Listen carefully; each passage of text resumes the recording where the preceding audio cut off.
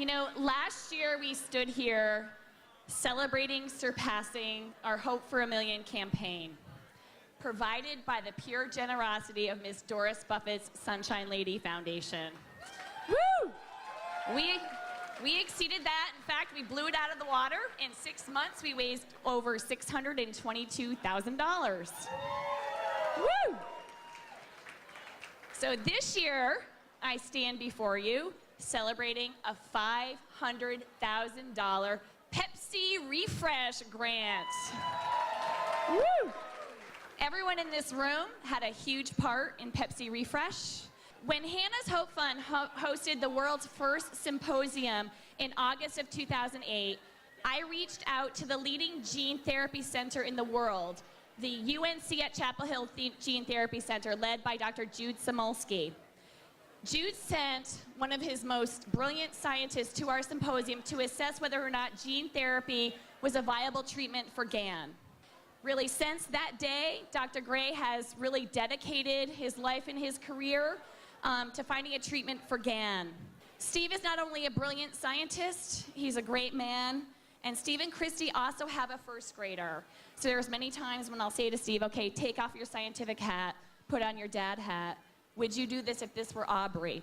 So Steve brings the human component to research, which is a lot of things PhDs do not do. Let me please introduce Dr. Stephen Gray. I was really excited when Lori and Matt invited me to come here because I really wanted the opportunity to tell everybody here, everybody that's worked with this family, everybody that's worked with Hannah's Hope, thank you very much. When Lori and Matt, when I first met them about 2.5 years ago and we started working on this, we were in a position where they were asking us to do something that no one had ever done. No one had ever tried to treat the entire spinal cord and replace a gene in the entire spinal cord. People have been trying to treat ALS for decades with millions and millions of dollars invested. And so we started this 2.5 years ago knowing what we wanted to do and having a few ideas about how we were going to get there. And now in this short time, with the resources that Hannah's Hope has been able to provide to us and the trust and the faith that they have put in us, we're now at a point where we have what we think will be the therapy. But anybody that's involved with research like this, we're only halfway there. Because now we have a tough road ahead to do the final experiments, to validate, because we've got one shot to get this right.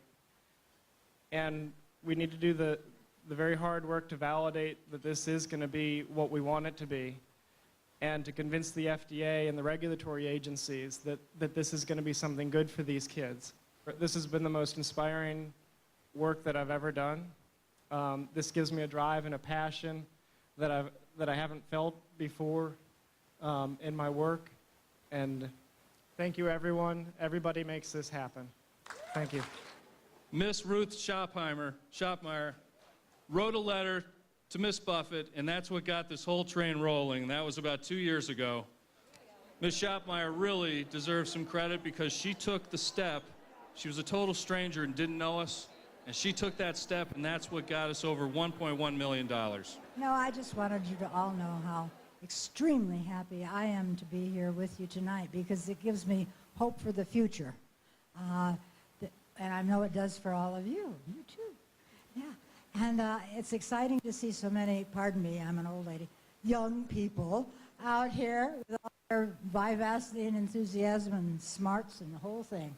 So I know, having come here and seen them in action, I have no doubt that we're going to see success in this area. And I'll be behind them, right behind them, and the grandparents, and my tremendous happiness to see it. So thank you very much. Thank you so much. Thank you.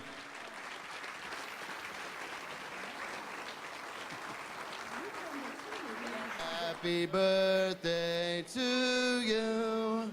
Happy birthday, dear Doris.